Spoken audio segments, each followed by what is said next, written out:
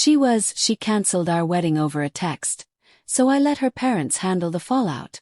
Hey everyone. Real quick, only a small percentage of you are subscribed, and YouTube's not pushing these stories much lately, so if this one resonates with you, a like and a comment would mean the world. Now, here's something I never thought I'd have to say out loud. I saw her again on a quiet Wednesday afternoon. Lena.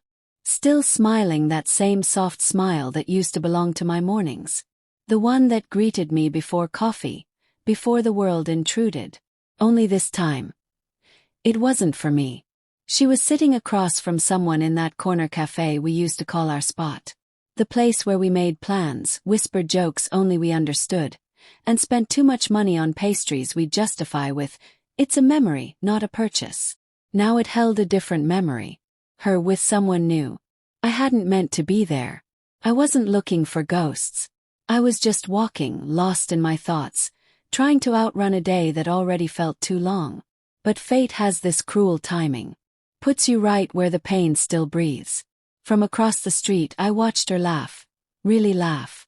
She tilted her head back, the way she used to when I'd mess up the punchline, but she loved me enough to laugh anyway.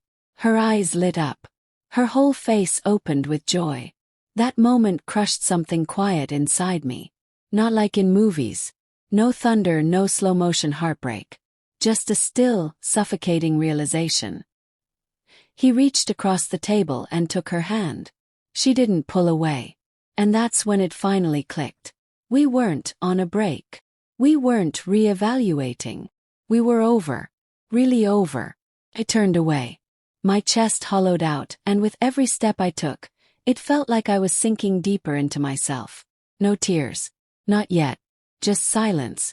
Heavy, aching silence. I remember the night she left. She stood by the door with that tired expression that didn't quite look like sadness, just defeat. "We're not us anymore," she said. And she was right. The kitchen had stopped echoing with music. Our drives turned into miles of silence. "I love you" had become a habit neither of us believed in anymore. We blamed everything but love. Work, stress, bad timing.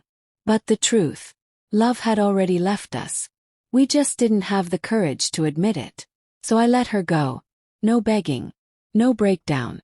Just a man watching the door close behind someone he still loved, wondering if she'd turn around. He didn't. For months, her absence was louder than her presence ever was. I stayed in that same apartment. Her perfume lingered long after her laughter vanished. I checked my phone at 2 a.m. hoping for something. A text, just thinking of you. Anything.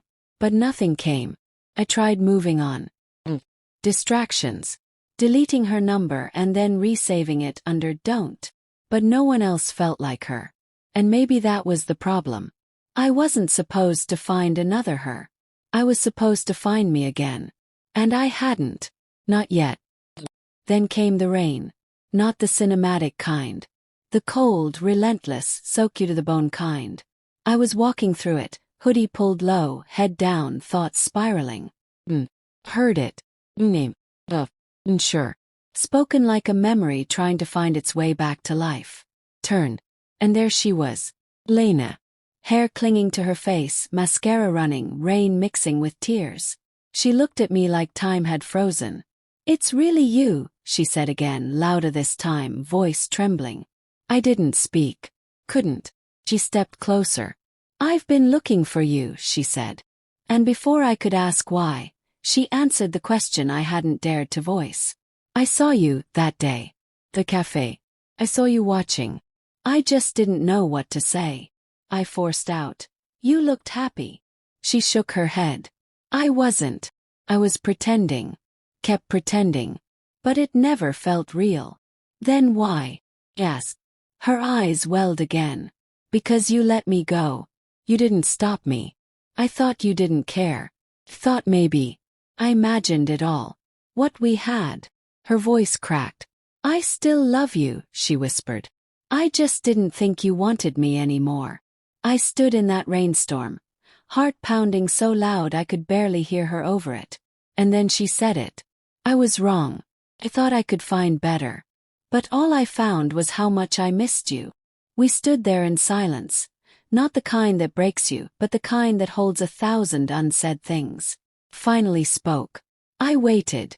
Not because I believed you'd come back. I just didn't know how to stop loving you. She took a shaky breath, stepped even closer. I don't want you to stop. Not this time. I want to start again. If you'll let me. I looked at her. This woman who once walked away from everything we built. Now here she was, asking for something fragile, sacred, uncertain. Second chance. Forgiveness doesn't come easy. Trust, even harder. But love, real love, it doesn't always die. Sometimes it just waits, quietly, patiently. Maybe that storm wasn't an ending. Maybe it was a beginning. I reached for her hand. And for the first time in a long while, the rain felt warm. Let me know in the comments, what would you do if the one who broke your heart came back in the rain?